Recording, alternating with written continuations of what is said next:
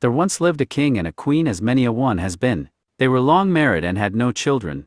But at last a baby boy came to the queen when the king was away in the far countries. The queen would not christen the boy till the king came back, and she said, "We will just call him Nix Not Nothing until his father comes home."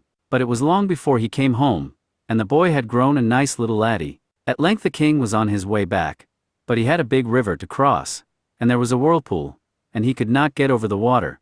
But a giant came up to him, and said, "I'll carry you over." But the king said, "What's your pay?" "Oh, give me Nix Not Nothing, and I will carry you over the water on my back." The king had never heard that his son was called Nix Not Nothing, and so he said, "Oh, I'll give you that, and my thanks into the bargain." When the king got home again, he was very happy to see his wife again, and his young son. She told him that she had not given the child any name, but just Nix Not Nothing, until he should come home again himself.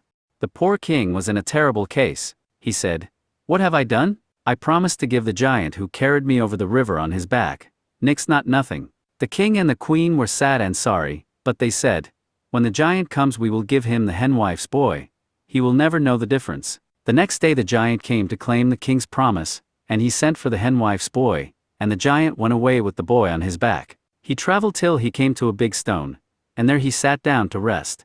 He said, "Hedge Hodge, on my back, what time of day is that?" The poor little boy said, "It is the time that my mother, the hen wife, takes up the eggs for the queen's breakfast." The giant was very angry, and dashed the boy's head on the stone, and killed him. So he went back in a tower of a temper, and this time, they gave him the gardener's boy. He went off with him on his back till they got to the stone again when the giant sat down to rest, and he said, "Hedge Hodge, on my back, what time of day do you make that?"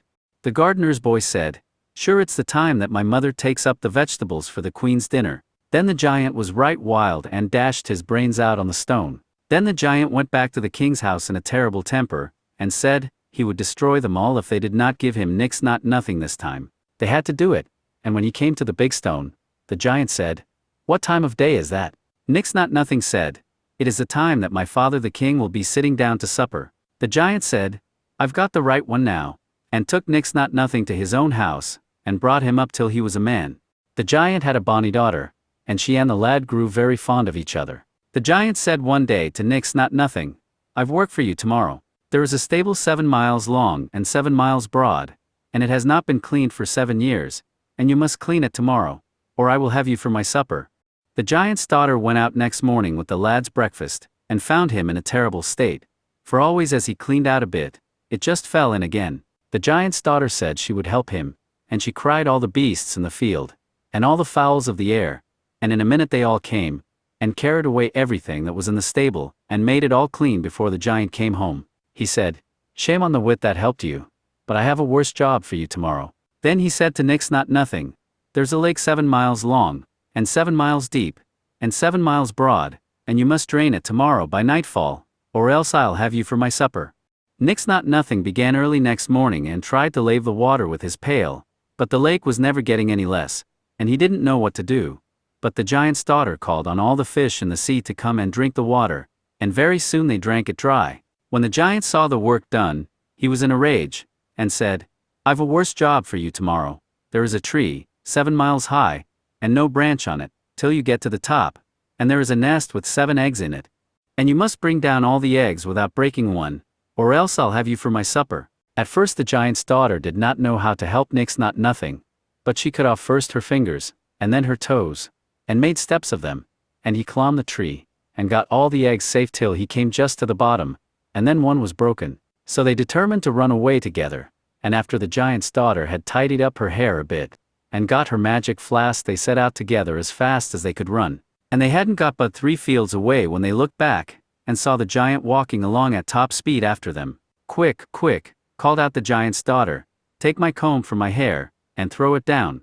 Nix Not Nothing took her comb from her hair, and threw it down, and out of every one of its prongs there sprung up a fine thick briar in the way of the giant. You may be sure it took him a long time to work his way through the briar bush, and by the time he was well through Nix Not Nothing, and his sweetheart had run on a tidy step away from him. But he soon came along after them, and was just like to catch him up when the giant's daughter called out to Nix Not Nothing, "Take my hair dagger, and throw it down, quick, quick." So Nix Not Nothing threw down the hair dagger, and out of it grew as quick as lightning a thick hedge of sharp razors placed crisscross.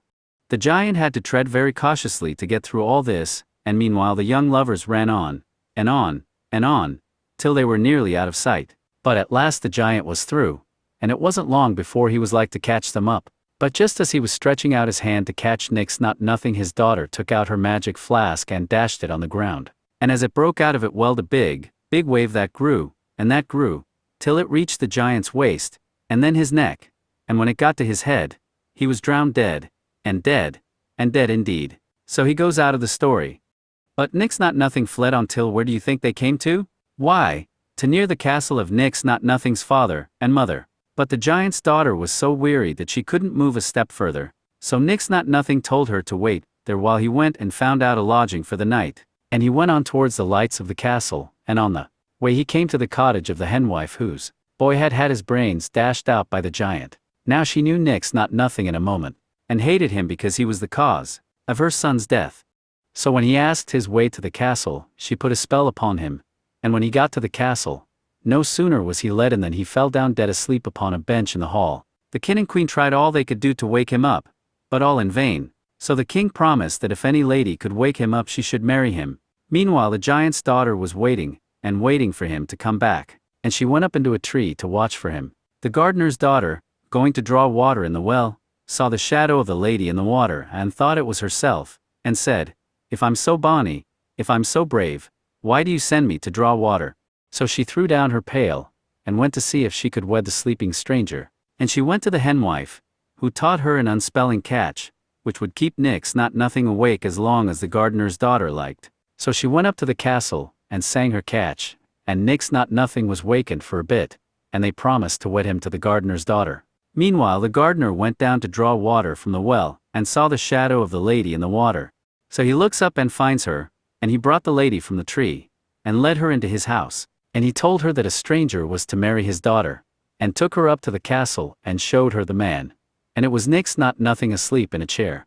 And she saw him, and cried to him, "Waken, waken, and speak to me." But he would not waken, and soon she cried, "I cleaned the stable, I laved the lake, and I clomb the tree, and all for the love of thee, and thou wilt not waken and speak to me." The king and the queen heard this, and came to the bonny young lady, and she said, "I cannot get Nix Not Nothing to speak to me for all that I can do." Then were they greatly astonished when she spoke of Nix Not Nothing, and asked where he was, and she said, "He that sits there in the chair." Then they ran to him and kissed him, and called him their own dear son. So they called for the gardener's daughter, and made her sing her charm, and he wakened, and told them all that the giant's daughter had done for him, and of all her kindness. Then they took her in their arms and kissed her, and said she should now be their daughter, for their son should marry her. But they sent for the henwife, and put her to death. And they lived happy all their days.